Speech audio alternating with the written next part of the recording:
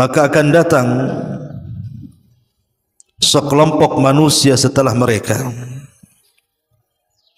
orang-orang yang melalaikan salat dan mengikuti syahwat, dan kelak mereka akan dimasukkan ke dalam al-ghai. Para ulama tafsir mengatakan bahwa yang dimaksud ghai di sini artinya adalah wadil ghai, sebuah lembah yang disebut dengan lembah al-ghai dan letaknya di dasar jahannam.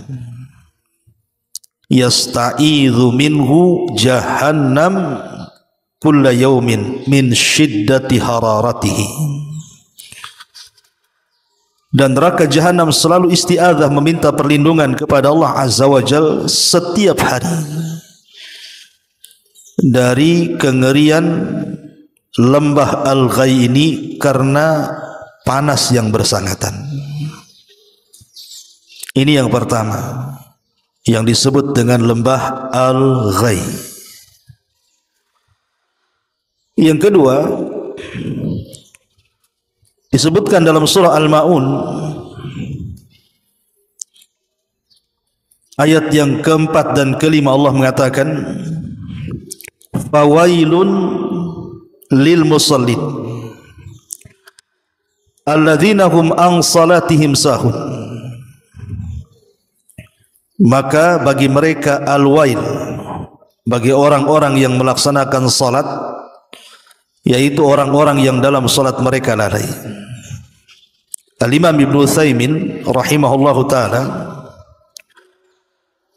ketika memberikan catatan kepada kalimat al-wail, kila dikatakan innaha ismu wadin fi jahannam. Itu adalah salah satu nama lembah di neraka jahannam. Yang disebutkan para ulama tafsir yang lainnya, syadidu al-qa'ri, yang sangat dalam, syadidun natani, yang sangat busuk, wa syadidu dzulmi, dan sangat gelap. Jadi lembah yang kedua Al-Quran menyebut dengan sebutan wail. Kemudian yang ketiga, lembah jahannam itu disebutkan di dalam surah Al-Mudaththir ayat 42 dan seterusnya. Allah mengatakan ma salakakum fi saqar qalu lam nakum minal musallin. Apa yang membuat kalian masuk ke dalam saqar? Mereka mengatakan karena dulu kami tidak pernah salat. Sebagian ahli tafsir mengatakan bahwa saqar adalah salah satu lembah dari lembah-lembah jahannam. Dari sini sudah 3 kata dalam Quran yang menunjukkan adanya lembah di jahannam. Pertama, al-ghai, disebut lembah ghai, dan itu disebutkan dalam surah Maryam 59. Yang kedua, lembah al-wail, dan itu banyak disebutkan dalam Al-Quran, salah satunya surah Al-Ma'un ayat 4. Kemudian yang ketiga saqar, dan itu disebutkan dalam surah Al-Mudaththir ayat 42. Ini yang disepakati berdasarkan nas Quran. Adapun di sana ada lembah lain namanya Habhab, sebagaimana hadis yang diriwayatkan dari Muhammad ibn Wasi'. Dia mengatakan, aku masuk kepada Bilal ibn Abi Burdah, kemudian kukatakan, sesungguhnya bapakmu menceritakan kepadaku dari bapaknya dari Nabi SAW, inna fi jahannama wadiyan, sesungguhnya di neraka jahannam itu ada lembah, yuqalu lahu Habhab, yang disebut namanya sebagai Habhab. Yaskunuhu kullu jabbarin, di mana setiap orang-orang yang sombong akan menempatinya. Fa iyyaka an takuna minhum, maka hati-hati kalian jangan sampai seperti mereka. Tetapi sayang hadis ini, maksudnya hadis lembah Habhab ini, dilemahkan para ulama, walaupun dikeluarkan Imam Adz-Dzarimi dan juga Ibnu Abi Syaibah dalam musannafnya dan juga Hakim dalam mustadraknya, tetapi di dalamnya ada seorang rawi yang sangat lemah namanya Azhar ibn Sinan al-Qurashi. Ulama menyatakan dhaif, orangnya lemah. Kemudian di sana juga ada nama lembah lain namanya Lembah Jubnul Hazan. Jubnul Hazan. Sebagaimana riwayat dari Abu Hurairah radhiyallahu an, Nabi SAW mengatakan, ta'awwadhu billahi min Jubbil Hazani. Berlindunglah kalian kepada Allah dari Jub al-Hazan. Sahabat mengatakan, apa Jub al-Hazan itu hai Rasul? Maka Rasul mengatakan, wadin fi jahannam tata'awwad minhu jahannam kulla yaumin mi'ata marrah. Sebuah lembah dalam jahannam di mana jahannam setiap hari minimalnya 100 kali meminta perlindungan dari lembah tersebut. Kemudian Rasul ditanya, untuk siapa mereka? Ya Rasulullah, wa man yadkhulu? Siapa yang akan masuk ke lembah itu? Maka Rasul mengatakan, al-qurra'una al-mura'una bi'a'malihim. Pakar-pakar Quran yang ketika membaca Quran mereka melakukan riya. Hadis ini dikeluarkan Tirmidzi dan juga Imam Ibnu Majah, tapi sayang hadisnya lemah juga karena dalamnya ada Ammar ibn Saif al-Dhabi dan dia dikatakan matrukul hadis. Hadisnya ditinggalkan dan Bukhari mengatakan mungkarul hadis. Sehingga kalau dikumpulkan di sini ada 5 lembah. Yang 3 berdasarkan nas Al-Quran, artinya sudah jelas-jelas sahih karena Quran. Tapi yang 2 dilemahkan para ulama. Sehingga kita mencukupkan kepada yang 3 saja. Yang kita imani, pertama lembah Al-Ghai, yang kedua lembah Al-Wail, dan yang ketiga lembah Saqar. Lalu untuk apa dan untuk siapa lembah itu? Ma'asyiral muslimin yang dimuliakan Allah Azza wa Jalla, Al-Quran banyak menyebutkan tentang para penghuni lembah-lembah itu. Di antaranya adalah Allah Subhanahu wa taala berfirman, wailun likulli affakin athim yasma'u ayatillahi tutla alaihi thumma yusirru mustakbiran ka'allam yasma'ha fabashshirhu bi'adzabin alim. Lembah Wail bagi tiap-tiap yang banyak melakukan dusta dan kebanyakan dosa. Dia mendengar ayat-ayat Allah dibacakan kepadanya, kemudian dia tetap menyombongkan diri seakan-akan dia tidak mendengarnya. Maka beri kabar gembira kepada mereka tentang azab yang pedih. Jadi kelompok yang pertama yang akan menghuni lembah Jahannam adalah orang-orang yang mereka mendustakan ayat-ayat Allah Subhanahu wa taala. Dibacakan ayat-ayat kepada mereka tapi mereka dustakan.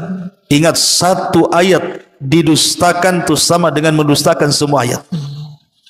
Jadi kalau 30 juz itu 1 ayat saja kita dustakan, maka itu sama dengan mendustakan 1 Quran. Dan hari ini banyak orang-orang yang mendustakan ayat-ayat Al-Quranul Karim. Banyak sekali. Maka para pendusta itu mereka akan menempati lembah di dalam Jahannam yang disebut Al-Wail. Bahkan dalam ayat yang lain Allah Subhanahu wa taala menyebutkan kalimat afakin athim ini diisyaratkan kepada para dukun. Allah Subhanahu wa taala berfirman, "Qul hal unabbiukum 'ala man tanazzalu syayatin?" Maukah kalian kuhabarkan tentang turunnya setan itu? Kalau turun ke bumi itu nemui siapa? Tanazzalu ala kulli afakin athim. Setan itu akan turun kepada setiap para pendusta dan pendosa. Yulquna sam'a wa aktsaruhumul kadzibun. Kemudian mereka pun melemparkan apa yang mereka dengar dari langit, dan kebanyakan mereka adalah para pendusta. Maka lembah itu juga diperuntukkan untuk para dukun yang mereka berdusta dan mengambil dusta dari kalangan syaitan. Kemudian juga Allah Subhanahu wa taala mengatakan wailun yauma idzin lil mukadzibin. Dalam surah Ar-Rahman, begitu juga surah Al-Mursalat, diulang-ulang kalimat wailun yauma idzin lil mukadzibin. Lembah wel pada hari itu bagi para pendusta. Maksudnya pendusta di sini siapa? Para pengingkar nikmat. Orang-orang yang suka mengingkari nikmat Allah Subhanahu wa taala, bagi mereka wail, lembah jahanam. Kemudian juga Allah mengatakan wailun likulli humazatil lumazah. Lembah wail bagi setiap humazah dan lumazah. Humazah dan lumazah ini artinya bagian daripada ghibah. Cuman bedanya kalau humazah dengan isyarat, kalau lumazah dengan lisan. Jadi orang berghibah walaupun dengan isyarat dalam rangka merendahkan orang itu termasuk humazah. Kalau dia melecehkan orang dan berghibah dengan lisannya maka disebut dengan lumazah. Humazah sendiri akan mendapatkan wadin fi jahannam, wail. Dan lumazah sendiri akan mendapatkan wail sendiri. Jadi kalau dua-duanya berarti mendapatkan dua lembah itu, naudzubillah. Kemudian juga Allah mengatakan dalam ayat yang lain Al-Baqarahnya, fawailul lilladzina yaktubuna al-kitaba biaydihim thumma yaquluna hadza min indillah liyashtaru bihi thamanan qalila fawailul lahum mimma katabat aydihim wa wailul lahum mimma yaksibun. Lembah wail bagi orang-orang yang mereka menulis kitab dengan tangan-tangan mereka, kemudian mereka mengatakan ini datang dari Allah, untuk memperjualkan dengan harga yang murah. Celaka bagi mereka terhadap apa yang mereka catat, dan celaka bagi mereka terhadap apa yang mereka usahakan. Maka ini juga orang-orang yang mereka menyembunyikan kebenaran atau mengklaim sesuatu yang bukan dari Allah, dia katakan dari Allah, maka bagi mereka wail. Termasuk juga orang-orang yang menyebarkan hadis maudhu, hadis-hadis palsu. Mereka mengatakan datang dari Nabi padahal bukan dari Nabi, bagi mereka wail. Dan ingat, setiap dosa yang dimulai dengan kalimat wailun, maka dosa itu dipastikan dosa besar. Setiap dosa yang dimulai dengan kalimat wailun, maka dosa itu dosa besar. Kalau antum dapati dalam Quran Allah menyebut kalimat dosa, sebelumnya Allah katakan wail, wail, wail, berarti dosa itu besar. Karena definisi dosa besar itu adalah dosa yang ada ancaman di akhirat dengan neraka, dengan lembah, dengan siksa, ataupun ancaman di dunia dengan hukum hudud, potong tangan, rajam, cambuk, dan yang semacamnya. Kemudian juga Allah Subhanahu wa taala mengatakan, fa khalafa min ba'dihim khalfun adha'us salata wattaba'us syahwat. Allah juga mengatakan masih dalam wail, wailun lil mutaffifin. Lembah wail bagi para mutaffif. Mutaffif itu diambil dari kata-kata tatfif. Tatfif itu artinya mengurang-urang, baik banyak ataupun sedikit. Dan surah Al-Mutaffif ini turun kepada Yahudi yang ada di kota Madinah. Jadi Rasul ketika pasca hijrah dari Mekah ke Madinah, banyak terjadi kecurangan di kota Madinah itu, karena perekonomian dipegang orang Yahudi ketika itu, khususnya Yahudi Bani Qunaiqah. Mereka suka mengurang-urang takaran, timbangan, meteran, dan yang semacamnya. Intinya curang dalam dagang. Maka turunlah kalimat atau ayat Al-Quran, wailun lil mutaffifin. Lembah wail bagi para mutaffif yang suka mengurang-urang takaran dan timbangan. Artinya orang-orang yang curang dalam dagang, maka mereka terancam. Subhanallah ya, sering saya katakan sama antum, mengurang takaran dan timbangan atau meteran itu tidak banyak. Kalau kain 1 meter antum kurangi 5 cm, itu kan tidak banyak 5 cm. Untuk apa kain 5 cm? Ya untuk tali jenazah aja lah 5 cm itu. Untuk apa? 5 cm tidak ada gunanya. Dibuat celana tak bisa, dibuat baju tak bisa. Untuk apa 5 cm? Untuk tali saja. Tapi kenapa kemudian Allah Subhanahu wa taala sampai mengancam dengan kalimat wail? Coba kan, kain yang tidak berguna yang dikurangi itu rupanya menjadi ancaman bagi dia lembah jahanam. Ya, karena orang yang membeli kain itu kita tidak tahu. Apakah yang membelinya itu fakir miskin? Apakah yang membelinya itu anak yatim? Ataukah yang membelinya itu orang kaya dan begitu seterusnya? Kalau yang membelinya itu fakir miskin, berarti kita mengambil hak fakir miskin. Kalau yang membeli anak yatim, berarti kita mengambil hak anak yatim. Kalau kita pembelinya orang kaya, berarti kita mencuri dari dia. Itu yang kemudian kenapa hukumannya wailun. Ataupun orang yang ngurang-ngurang takaran, diketoknya tuh takaran itu biar dengok ke atas. Jadi kalau diisi tak penuh kan. Sekarang kalau umpamanya beli buah 1 kilo, antum ambil 2-3 buah jeruk, itu enggak mengenyangkan. Tapi sekali lagi lihat ancamannya, wailun, lembah jahanam bagi orang-orang yang tatfif ini. Tapi di masyarakat kita, masya Allah, kalau tidak curang itu kayaknya kurang untung katanya. Pada rizki itu sudah ditetapkan, anda mau curang, anda mau jujur, dapatnya sama. Karena rizki itu sudah ditentukan di Lauhil Mahfud. Tidak perlu curang lagi, apa mau dicurangi? Ini juga diantara lembah wel bagi mereka. Kemudian lembah ghai. Allah Subhanahu wa taala mengatakan fa khalafa min ba'dihim khalfun adha'us salata wattaba'us syahwat fasawfa yalqauna ghayya. Akan datang sekelompok orang setelah mereka yang mereka melalaikan salat dan mengikuti syahwat, dan mereka akan dimasukkan ke dalam lembah al-ghai. Ulama mengatakan seperti yang diriwayatkan Ibnu Mas'ud radhiyallahu an, maksudnya melalaikan salat di sini adalah mereka mengakhir-akhirkan waktunya. La yusalli dhuhra hatta ya'ti al-asra walal asra hatta taghruba syams. Dia tidak langsung zuhur sampai nunggu asar baru salat. Dia tidak salat asar nunggu terbenam matahari. Itu namanya mengakhir-akhirkan waktu. Bagi mereka al-ghai.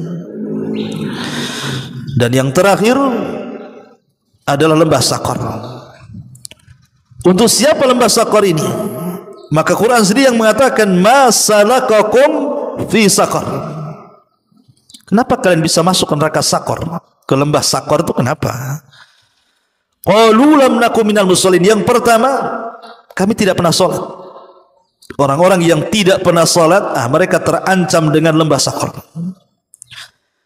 Yang kedua, walam naku nut'imul miskin. Tidak punya perhatian kepada orang miskin.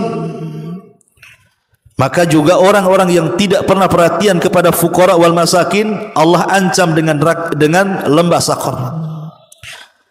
Wa kunna nakhudhu ma'al khaidin. Yang ketiga, wa kunna nakhudhu ma'al khaidin, dan kami kemudian bermain-main bersama orang-orang yang khaid, yang rusak. Ada yang mengatakan bahwa mereka adalah orang-orang yang taklid kepada keburukan, dan mereka tidak pernah mengikuti kebaikan. Apapun keburukan diikutinya, tapi kebaikan ditinggalkannya. Wa kunna nukadzibu biyaumiddin, dan kami mendustakan hari kebangkitan. Artinya mendustakan kematian, mendustakan hari kiamat, mendustakan alam kubur, mendustakan proses perjalanan setelah kematian, dan begitu seterusnya. Maka Allah ancam dengan Saqar. Hatta ya'tiyakal yakin, hatta atanal yakin, sampai datang kepada kita kematian. Inilah diantara para penghuni lembah-lembah jahanam. Saya ulangi bahwa lembah jahanam ada 3. Pertama al-ghai, yang kedua wail, dan yang ketiga Saqar. Adapun lembah habhab yang disebutkan dalam hadis yang tadi saya sebutkan, yang dikeluarkan Imam Darimi, dilemahkan para ulama. Kemudian juga ada lembah namanya Jub al-Hazan. Ini pun dilemahkan oleh para ulama, sehingga karena ini perkara gaib, ikhwan. Neraka itu perkara gaib. Kita tidak bisa menetapkan sesuatu yang gaib dengan sesuatu yang lemah. Perkara gaib itu harus ditentukan dengan wahyu. Dan wahyu yang jelas-jelas ada Al-Quran dan sunnah Nabi SAW yang sahih. Ketika kita tidak mendapatkan sunnah-sunnah yang sahih, berarti kalau ada memang hadis-hadis yang lemah, berarti keadaan mereka sama dengan ketiadaannya. Karena menetapkan sesuatu yang gaib itu harus jelas-jelas sahih hadisnya. Maka kita kembalikan kepada Al-Quranul Karim bahwa yang kita tetapkan cuma 3, bahwa di Jahannam ada 3 lembah, Al-Ghai, Al-Wail, dan juga As-Saqar. 4 permintaan penduduk neraka. Dan itu semua dituangkan di dalam beberapa ayat di dalam Al-Quranul Karim. Ma'asyiral muslimin yang dimuliakan Allah Subhanahu wa taala, apa saja permintaan-permintaan penduduk neraka ketika Allah Subhanahu wa taala masukkan mereka ke dalam neraka? Keyakinan ahli sunnah wal jamaah, apabila Allah Subhanahu wa taala sudah memasukkan manusia ke dalam surga dan sebagian mereka ke dalam neraka, ji'a bil mauti, maka kematian akan didatangkan di antara surga dan neraka. Kemudian kematian itu akan dibentuk seperti kambing gibas, kemudian akan disembelih di antara surga dan neraka. Artinya sejak itu tidak ada kematian. Karena Allah Subhanahu wa taala akan mengirim penyeru kepada penduduk surga dan mengatakan, ya ahlal jannah la mauta lakum. Wahai penduduk surga, tidak ada kematian lagi bagi kalian. Kemudian penyeru ini datang kepada neraka dan mengatakan, ya ahlan nar la mauta lakum. Wahai penduduk neraka, tidak ada juga kematian kepada kalian. Maka ketika tidak ada kematian, maknanya kedua penduduk ini akan dikekalkan selamanya, baik penduduk neraka ataupun penduduk surga. Lah disinilah kemudian penduduk neraka yang dimasukkan ke dalam neraka dan sudah ditakdirkan dikekalkan di dalam. Maka ada 4 permintaan mereka kepada Allah Subhanahu wa taala. Apa saja permintaan mereka? Yang pertama dituangkan dalam surah Al-Mu'minun ayat 107.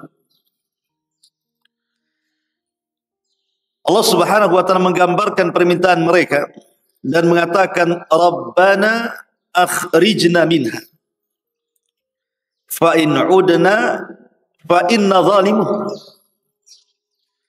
Rabbana ya Rabb kami, keluarkanlah kami daripada neraka ini. Kemana? Maksudnya dikembalikan ke dunia. Maka jika kami kembali ke dunia kemudian kembali ke kafiran, sungguh kami termasuk orang-orang zalim. Dari sini kita tahu bahwa penduduk neraka itu menyesal semenyesal-menyesalnya kepada Allah Azza wa Jalla, dan mereka berjanji kalau mereka keluar dari neraka dan dikembalikan ke dunia, maka mereka akan berbuat baik. Dan kalau mereka kembali kepada kekafiran mereka, mereka menyatakan diri, maka kami termasuk orang-orang zalim. Tapi apa jawaban Allah Subhanahu wa taala? Allah katakan, qala sa'u fiha wa la tukallim. Tinggallah kalian di neraka dengan cara hina dan jangan pernah bicara dengan aku. Ma'asyiral muslimin yang dimuliakan Allah Subhanahu wa taala. Di sini Allah Subhanahu wa taala memberikan jawaban kepada penduduk neraka bahwa ketika mereka minta dikeluarkan dari neraka dan dikembalikan ke dunia dan berjanji mereka akan berbuat baik, Allah katakan ikhsa'u fiha. Tidak perlu. Sudah kalian diam saja dengan cara hina di neraka ini dan jangan pernah kalian berbicara lagi dengan. Abdullah ibn Amr ibn As radhiyallahu anhu, seorang sahabat yang banyak menulis hadis Nabi SAW. Beda dengan Abu Hurairah. Kalau Abu Hurairah banyak menghafal, sehingga tidak ada sahabat Nabi yang lebih banyak hafalan hadisnya melebihi Abu Hurairah. Tetapi Abdullah ibn Amr ibn As ini banyak mencatat. Apa kata Abdullah ibn Amr ibn As radhiyallahu an? Allah tidak mau mengajak bicara kepada manusia 2 kali lipat umur dunia. 2 kali lipat umur dunia, Allah tidak akan mengajak bicara penuh neraka. Padahal 1 hari kehidupan dunia ini sama dengan 1000 tahun kehidupan akhirat. Inna yauman, atau 1 hari kehidupan akhirat sama dengan 1000 tahun kehidupan dunia. Inna yauman inda rabbika ka alfi sanatin mimma ta'uddu. 1 hari kehidupan akhirat ini bila dibandingkan dengan kehidupan dunia itu sama dengan 1000 tahun. Artinya kalau seandainya 2 kali umur dunia, sudah kebayang tuh berapa ribu tahun Allah subhanahu wa ta'ala tidak akan mengajak bicara penuh neraka. Ini sebuah kinayah bahwa orang-orang kafir yang dikekalkan di neraka itu selamanya tidak akan mendapatkan rahmat Allah azza wa jalla. Mereka akan tetap diam di situ. Lah ketika penuh neraka itu tidak bisa berkomunikasi lagi dengan Allah azza wa jalla, dan Allah subhanahu wa ta'ala tidak kabulkan permintaan mereka, mulailah mereka melirik kepada malaikat Malik. Malaikat Malik ini malaikat penjaga penuh neraka. Karena Allah tidak kabulkan permintaan mereka, maka mereka melirik kepada siapa? Malaikat Malik. Dan itu digambarkan di dalam Al-Quran juga, surah Az-Zukhruf ayat 77, di mana Allah subhanahu wa ta'ala menggambarkan penuh neraka. Wa nadaw ya Malik liyaqdi alaina rabbuk qala innakum makithun. Dan mereka berseru, wahai Malik, biarlah Tuhanmu mematikan kami saja. Tetapi malaikat Malik mengatakan, sungguh kamu akan tetap tinggal di neraka dan tidak ada kematian. Jadi permintaan yang kedua, ketika mereka entah berapa ratus tahun, berapa ribu tahun mereka diazab oleh Allah azza wa jalla dalam neraka itu, mereka tidak tahan. Sehingga karena tidak tahan itulah mereka minta agar supaya mati saja. Tetapi malaikat Malik mengatakan, innakum makithun, kalian tidak akan mati dan kalian akan tetap tinggal di neraka selamanya. Subhanallah. Ya. Kemudian dikatakan, laqad ji'nakum bil haqq walakin aktsarahum lil haqqi karih. Sungguh kami telah datang membawa kebenaran ketika di dunia kepada kalian, tetapi kebanyakan di antara kalian benci dengan kebenaran itu. Cukup sampai di sini? Tidak juga. Ketika kemudian mereka tidak bisa meminta kepada malaikat Malik, mulailah mereka melirik kepada malaikat-malaikat penjaga neraka yang lain. Dan itu digambarkan dalam surah Ghafir ayat 49-nya. Wa qala alladhina fin nar li khazanati jahannam ud'u rabbakum yukhaffif 'anna yawman minal adzab. Dan orang-orang yang berada dalam neraka itu berkata kepada penjaga-penjaga neraka Jahannam, wahai para penjaga neraka Jahannam, mohonkanlah kepada Tuhanmu agar dia meringankan azab atas kami sehari saja. Karena mereka sudah tidak tahan. Entah mereka beribu-ribu tahun mereka diazab di situ, mereka minta 1 hari untuk istirahat. Tetapi Allah subhanahu wa ta'ala katakan, yauma la yanfa'udz zalimina ma'dziratuhum walahumul la'natu walahum su'ud dar. Hari ketika permintaan maaf tidak berguna bagi orang-orang zalim dan mereka mendapat laknat dan tempat tinggal yang buruk selamanya. Ma'asyiral muslimin yang dimuliakan Allah subhanahu wa ta'ala, lihat. Pertama mereka minta keluar dari neraka, tapi Allah subhanahu wa ta'ala tidak kabulkan, dan Allah katakan kalian akan tetap tinggal di dalamnya. Kemudian mereka meminta kepada Malik, penjaga neraka, agar diwafatkan saja. Minta kepada Allah agar kami diwafatkan saja. Tapi malaikat Malik mengatakan, tidak, kalian tidak akan diwafatkan, kalian akan tetap tinggal di dalam. Kemudian yang ketiga, mulailah mereka minta keringanan. Ya sudah, kalau tidak bisa diwafatkan, 1 hari saja, kami ingin istirahat. Tapi Allah subhanahu wa ta'ala katakan, ketika permintaan itu tidak berguna bagi mereka, nggak ada gunanya. Barulah kemudian penduduk neraka itu mulai melirik pada penduduk surga. Ketika meminta kepada Allah ditolak, meminta kepada malaikat Malik ditolak, meminta kepada penjaga-penjaga jahanam ditolak, mulailah mereka melirik kepada penduduk surga. Karena neraka dan surga itu ada jendela, di mana penduduk surga bisa melihat penduduk neraka, begitu juga sebaliknya. Allah subhanahu wa ta'ala katakan, wa nada ashabul jannah ashaban nar an qad wajadna ma wa'adana rabbuna haqqan fahal wajadtum ma wa'ada rabbukum haqqan qalu na'am fa'adhana mu'adhdhinun bainahum al-la'natullah 'ala zalimin. Wa nada ashabun nar ashabal jannah an afidu alaina minal ma' aw mimma razaqakumullah qalu innallaha harramahum 'alal kafirin.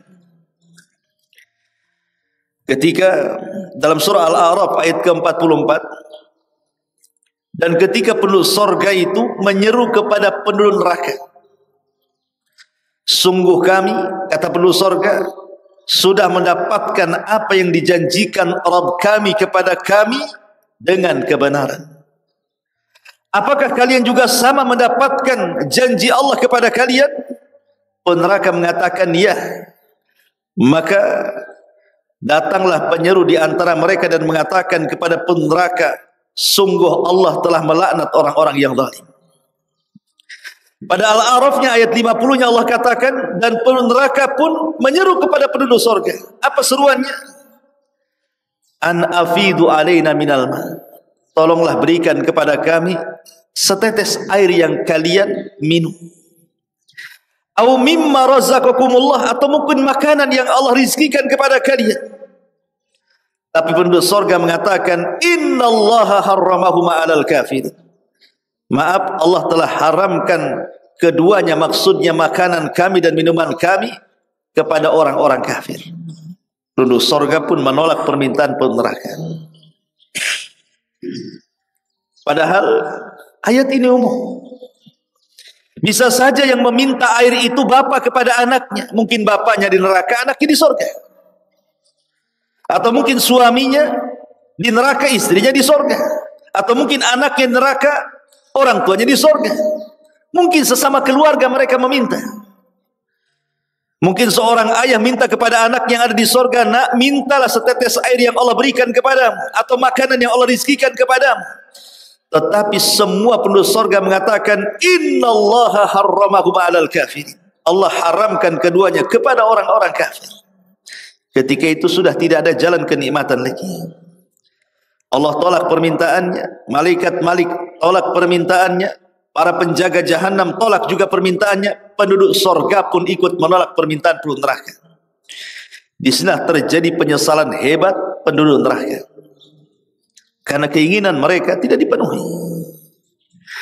Ma'asyiral muslimin yang dimuliakan Allah subhanahu wa ta'ala, maka Al-Quran telah meringkas apa penyebab penyesalan sehingga mereka meminta 4 permintaan dan ditolak semuanya. Yang pertama, karena dahulu penduduk neraka ini ketika di dunia mereka meninggalkan ketaatan kepada Allah dan Rasulnya. Dan itu disebutkan dalam surah Al-Ahzab ayat 6.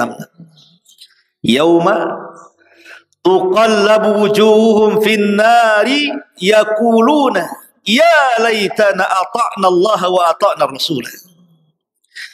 Pada hari ketika muka mereka dibolak-balik dalam neraka, mereka berkata, alangkah baiknya andai kata kami dahulu, maksudnya di dunia, kami taat kepada Allah dan kami taat kepada Rasulnya. Tapi mereka tidak taat kepada Allah dan Rasulnya, maka rasakan penyesalan sekarang di neraka. Kemudian yang kedua, Allah Subhanahu wa taala katakan dalam surah Fatir ayat 36-nya dan 37-nya, walladzina kafaru lahum naru jahannam la yuqda 'alaihim fayamutu wa la yukhaffafu anhum min adzabiha kadzalika nazzi kulla kafur wa hum yastarikhuna fiha rabbana akhrijna na'mal salihan ghaira alladhi kunna na'mal awalam nu'ammirkum ma yatadhakkaru fihi man tadhakkar wa ja'akumun nadhir fadhuku fama lidh-dhalimin min nasir. Dan orang-orang kafir, bagi mereka neraka jahanam. Mereka tidak dibinasakan sehingga mereka mati dan tidak pula diringankan azabnya. Demikianlah kami balas setiap orang yang kufur. Mereka pun berteriak-teriak di neraka, ya Rabbana, wahai Tuhan kami. Manfaat kalimat ya Rabbana? Tidak manfaat, karena kalimat ini hanya manfaat di dunia, ikhwan. Kalau kita di dunia katakan ya Rabbana, manfaat bagi kita. Tapi ucapan ya Rabbana di akhirat itu tidak ada manfaatnya. Ya Tuhan kami, keluarkan kami, niscaya kami akan mengerjakan amal yang saleh, berlainan dengan yang telah kami kerjakan dahulu di dunia. Lihat, mereka mengatakan menyesal. Pertama, mereka menyesal karena tidak taat kepada Allah dan Rasulnya. Yang kedua, mereka menyesal karena mereka tidak beramal saleh sebagaimana yang mereka pikirkan di akhirat. Kenapa aku dulu tidak beramal saleh? Makanya Allah Subhanahu wa taala jawab. Allah jawab itu benar-benar neraka itu. Awalam nu'ammirkum ma yatadzakkaru fihi man tadzakkar. Dan apakah kami tidak memanjangkan umurmu dalam masa yang cukup untuk berfikir bagi orang-orang yang punya pikiran? Dan apakah tidak datang kepadamu pemberi peringatan? Maka rasakanlah azab kami, dan tidak ada bagi orang-orang yang zalim seorang penolong pun. Imam Bukhari dalam kitab Sahih Bukhari membuat bab peringatan kepada orang-orang yang berusia 60 tahun. Dari 40 sampai 60 tahun. Jadi Imam Bukhari itu membawakan ayat ini, kemudian memberikan judul atau bab dalam sahihnya tentang tidak ada uzur bagi orang-orang yang berusia 60 tahun untuk tidak bertobat. Artinya kalau di usia 40 tahun sampai 60 tahun kok tidak bertobat, berarti setelah tidak akan dapat taufik. Gitu maksudnya. Kalau orang sudah 40 tahun sampai 60 tahun tidak juga bertobat kepada Allah, maka akan susah dapat taufik setelahnya. Karena di sini Allah singgung kepada peneraka, bukankah aku telah berikan usia panjang? Maksudnya 40 sampai 60 tahun gitu maksudnya. Kalau dalam rentan umur begini tidak berubah juga, subhanallah, orang itu susah akan dapat taufik. Kenapa? Ulama menjelaskan, karena usia 40 sampai 60 tahun itu rata-rata nikmat Allah itu sudah Allah berikan hampir secara keseluruhan. Rata-rata usia 40 sampai 60 tahun sudah berumah tangga, sudah punya anak, sebagian mereka sudah punya cucu, sebagian mereka sudah punya pekerjaan yang mungkin mapan, dan akal pun sudah sehat. Makanya Nabi itu diutus tidak di usia 25 atau 30 tahun, tidak, tapi di usia 40 tahun, karena disitulah akal manusia sehat-sehatnya. Makanya sering saya katakan, dari segi mengkonsumsi makanan saja di usia 40 tahun ke atas itu, makan itu bukan pakai mulut, tapi pakai akal. Bukan pakai mulut kan, bukan pakai akal. Kalau pakai mulut mungkin di usia 20 tahun pakai mulut, mau sate 100 tusuk pun main hantam saja. Tapi kalau sudah 40 tahun ke atas pakai akal dia makannya. Ini tidak bisa nih makan ini, gula naik, nggak bisa makan ini, kolesterol naik, nggak bisa makan ini, asam urat naik, akalnya main. Dan itu tidak haram, tidak ada masalah, karena untuk kebaikan kan. Tapi dari situ kita tahu bahwa dari segi makanan saja sudah dikurangi nikmat tuh. Nikmat kita itu sudah dikurangi, tenaga sudah mulai berkurang, syahwat sudah mulai berkurang, makanan juga sudah mulai berkurang, macam-macam sudah mulai berkurang. Lah kalau seandainya tanda-tanda kurangnya nikmat itu menyadarkan dia, kapan lagi dia sadar, gitu maksudnya.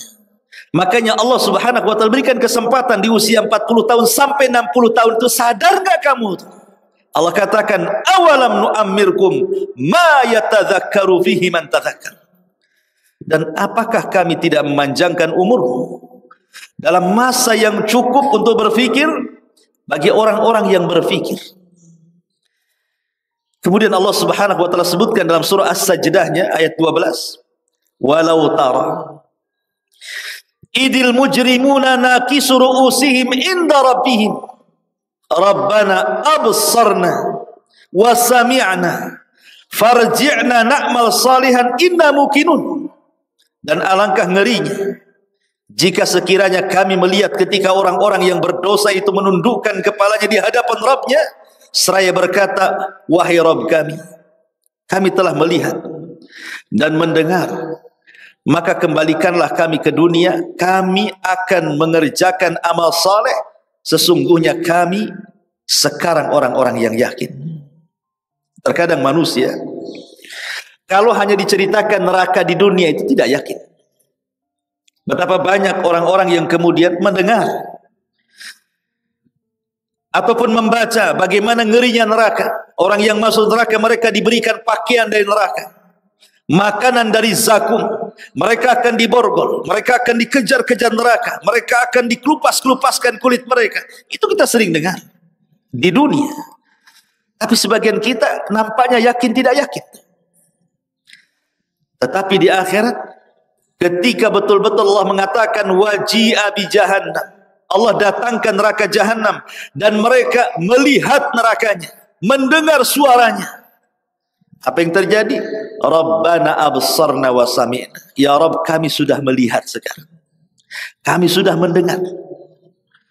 Farji'na na'mal salihan. Kembalikan kami ke dunia, kami akan beramal saleh. Apakah harus melihat neraka dulu baru beramal saleh?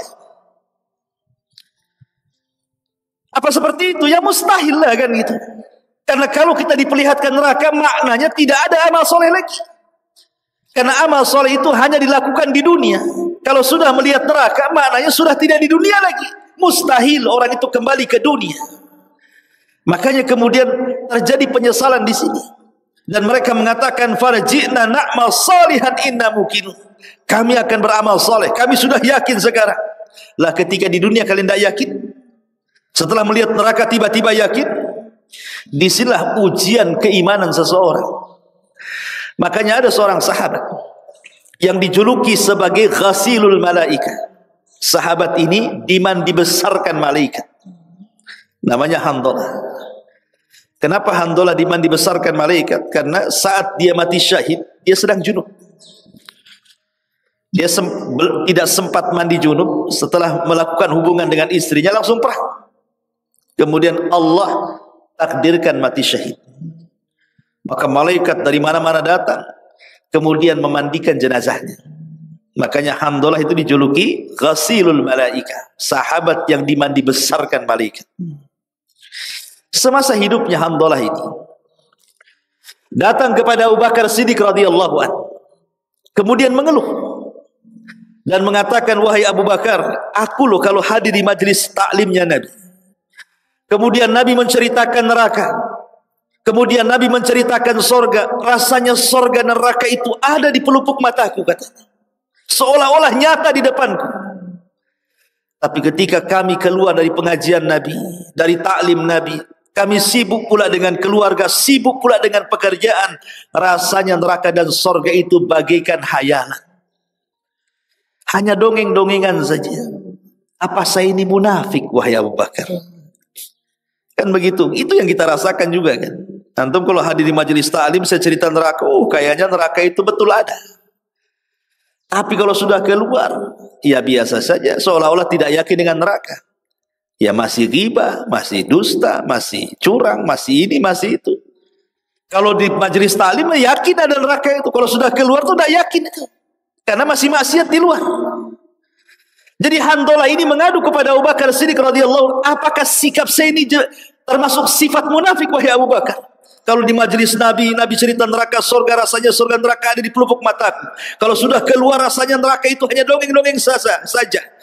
Abu Bakar mengatakan, ya Handalah, rasa-rasanya apa yang kau rasakan sama pula dengan yang aku rasakan. Kalau gitu kita datang kepada Nabi. Dua-duanya datang kepada Nabi menceritakan, Rasul, kami berdua kalau duduk di majelis ta'limu mendengar kau cerita neraka dan surga, seolah-olah surga neraka ada di pelupuk kami berdua. Tapi ketika kami keluar dari pengajianmu, seolah-olah surga neraka itu hanya dongengan belaka. Apa kami dua termasuk orang munafik wahai Rasul? Maka Nabi SAW mengatakan kepada Handalah, penasihati, ya Handalah, tidak. Walakin ya Handalah sa'atan sa'at. Itu bukan munafik. Tapi ingat wahai Handalah, bisa saja perkara itu menuju ke sana. Maka saya nasihatkan kepadamu, walakin sa'atan sa'at. Kau boleh bekerja sesaat, tapi kau juga harus hadir di majelisku sesaat. Kau boleh sibuk dengan dunia, tapi juga luangkan waktumu untuk akhirat. Ya. Maknanya apa? Hadir di majelis taklim itu perlu gitu. Karena hanya majelis taklimlah yang bisa meluruskan kehidupan kita di luar sana. Siapa lagi mau nasihati antum kalau sudah di luar, ya? Hanya orang-orang yang hadir di majelis taklim baru teringatkan, oh ada neraka, ada surga, ada halal, ada haram, ada baik, ada buruk, dan begitu seterusnya. Makanya Nabi mengarahkan, kau tidak munafik, tapi ingat, satu saat kau boleh sibuk dengan dunia, tapi saat yang lain sibukkan dengan akhirat. Hadir di majelis taklim. Ma'asyiral muslimin yang dimuliakan Allah Subhanahu wa taala. Pada Allah Subhanahu wa taala katakan dalam surah Al-Haqqah-nya ayat 25. Wa amma man utiya kitabahu bishimali fayaqulu ya laitani lam uta kitabiyya. Adapun orang-orang yang diberikan kepada mereka catatannya dari sebelah kirinya, maksudnya orang-orang kafir, maka dia berkata, wahai alangkah baiknya kiranya tidak diberikanlah kepadaku catatan-catatan ini. Kenapa? Karena dia tahu isinya keburukan dia semuanya. Dia baru menyesal bahwa seluruh isi catatan selama di dunia itu tidak ada yang baik. Makanya kalau bisa dilempar saja catatan itu, tapi kan tidak bisa. Dia harus tetap mengambilnya, tanda bahwa dia termasuk orang kafir. Dari situlah Allah Subhanahu wa taala katakan dalam surah An-Naba'nya, ya laitani kuntu turaba. Duhai kiranya aku jadi pasir saja, aku jadi tanah saja, supaya aku tidak dihisab dan tidak diadab Allah Subhanahu wa taala. Tapi ini semua mustahil. Ma'asyiral muslimin yang dimuliakan Allah Subhanahu wa taala, jangan lagi orang-orang kafir yang saya ceritakan di sini. Orang-orang yang beriman saja, mereka pun akan menyesal karena kekurangan mereka beramal soleh di dunia. Bahkan dalam sebuah hadis, ketika Nabi SAW suatu hari dia lewat di sebuah kuburan. Kemudian Nabi SAW mengatakan, man sahib hadal qabr, siapa pemilik kuburan ini? Maka para sahabat yang lain mengatakan, fulan ibn fulan, itu kuburannya fulan bin fulan wahai Rasul. Maka Nabi SAW mengatakan, rak'atani ahabba ila hadha min baqiyati dunyaku. Kata Nabi SAW, 2 rakaat yang ia lakukan kalau seandainya dia bisa sholat dalam kuburan itu 2 rakaat itu lebih dicintai daripada dunia yang kalian miliki semuanya. Jadi kalau seandainya penduduk kuburan itu mereka masih diberikan kesempatan oleh Allah untuk melaksanakan 2 rakaat saja sholat sunnah, itu jauh lebih baik daripada 1 dunia dan kenikmatannya. Karena itu yang diperlukan mereka. Apalagi coba? Yang diperlukan mereka hanya itu saja amalan soleh. Makanya dalam hadis yang lain, rak'atani khafifatani mimma tahkiruna wa tanfuluna yaziduhu ma hadza fi amalihi ahabba ilaihi min baqiyati dunya. Salat sunnah 2 rakaat yang ringan yang kalian remehkan, kemudian ditambahkan pada amalan orang ini, itu jauh lebih dia cintai dibandingkan dunia yang kalian kuasai. Subhanallah, ya. Jadi orang-orang yang beriman saja mereka menyesal karena mereka mungkin kurang beramal banyak di dunia, sehingga mereka berangan-angan untuk bisa sholat walaupun hanya 2 rakaat sunnah dalam kuburan mereka. Bahkan Allah Subhanahu wa taala katakan dalam Al-Qur'anul Karim juga, hatta idza jaa ahaduhumul maut qala rabbirji'uni la'alli a'malu salihan fima tarak. Hingga apabila datang kematian kepada seseorang dari mereka, mereka mengatakan, ya Rabb, kami kembalikan kami ke dunia agar kami bisa beramal saleh. Dalam ayat yang lain, fa asaddaqa wa akum minas salihin, agar kami bisa bersedekah dan bisa beramal saleh. Tapi di dunia, di akhirat tidak mungkin. Jangankan lagi di akhirat, di kuburan saja tidak mungkin. Apalagi orang sudah masuk neraka, kan? Permintaan itu pasti ditolak. Kalau di dunia masih mungkin lah. Seperti hadis Nabi SAW mengatakan, "Lau anna libni Adam wadiyan min zahabin, ahabba an yakuna lahu wadiyani, walan yamla'u fahu illa turab, wa yatubullahu ala man tab." Seandainya seseorang itu memiliki 1 lembah emas di dunia, niscaya dia ingin memiliki 2 lembah emas lagi. Mungkin? Mungkin. Ada orang bercita-cita ingin punya rumah, kan? Sudah punya rumah, ingin punya rumah lagi. Allah kabulkan, punya rumah lagi dia. Sudah punya 2 nih, ingin punya 3, Allah kabulkan. Dikasih lagi 3, dikasih lagi 4, 5, 6. Itu mungkin permintaan di dunia. Tidak ada yang mustahil di dunia ini bagi Allah Subhanahu wa taala. Tetapi di akhirat mana mungkin? Makanya kita lihat di dunia itu para pengusaha yang mungkin miliarder gitu ya. Dulunya orang-orang susah, orang-orang miskin. Maknanya apa? Cita-cita dan permintaan mereka itu semua dikabulkan di dunia. Tapi di akhirat mungkinkah dikabulkan? Mustahil. Permintaan-permintaan di akhirat tidak mungkin dikabulkan. Makanya lihat 4 permintaan penduduk neraka yang sudah saya jelaskan di awal, semua ditolak. Mereka ingin keluar dari neraka, Allah tolak. Bahkan Allah tidak akan mengajak bicara selama 2 umur kekuasaan, umur dunia, 2 kali umur dunia lagi. Berdasarkan perkataan Abdullah ibn Amr ibn As radhiyallahu anhu. Kemudian mereka minta dimatikan, nak mau hidup di neraka, minta kepada malaikat Malik. Malaikat Malik menolaknya dan mengatakan apa? Sudah, kalian tinggal saja di neraka, ngapain minta mati-mati? Kemudian mereka meminta kepada penjaga neraka untuk 1 hari istirahat. Tapi para penjaga neraka pun sama, tidak ada istirahat bagi kalian. Oke, kalau tidak ada istirahat, mereka ingin merasakan nikmat penduduk surga, hanya makan atau minum sedikit saja yang Allah rizkikan kepada mereka. Penduduk surga pun menolak semuanya. Artinya bahwa kondisi-kondisi seperti ini, inilah penyesalan yang hakiki yang tidak mungkin seseorang lari dari kenyataan kelak di neraka. Na'udzubillah, tsumma na'udzubillah. Dosa-dosa yang menyebabkan kita terlempar ke dalam neraka.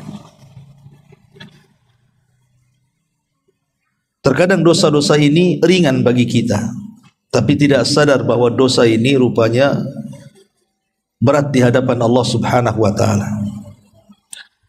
Tidak memperpanjang mukaddimah, dosa apa saja yang menjadikan kita ini bisa terlempar ke dalam jahannam? Yang pertama, ar-riya'u fil a'mal wa adamul ikhlasi fiha. Yang pertama adalah riya. Saat beramal itu, amalan kita ingin dilihat orang, didengar orang, dipuji orang, dan tidak ada keikhlasan di dalamnya. Nabi SAW pernah menceritakan tentang 3 manusia. 3-tiganya membawa amalan besar, bukan kecil. tapi ditolak oleh Allah Subhanahu wa taala. Justru 3 orang ini pula yang menjadikan manusia pertama disentuh api neraka. Siapa mereka? Pertama, orang yang mati syahid. Harusnya orang yang mati syahid itu masuk surga tanpa hisab. Yang kedua, seorang pakar Quran. Harusnya Qurannya menyelamatkan dia. Dan yang ketiga, orang-orang yang rajin bersedekah. Ini kan amalan-amalan luar biasa. Orang yang mati syahid, orang yang mengajarkan Quran, orang yang banyak bersedekah, ini kan luar biasa amalan seperti ini.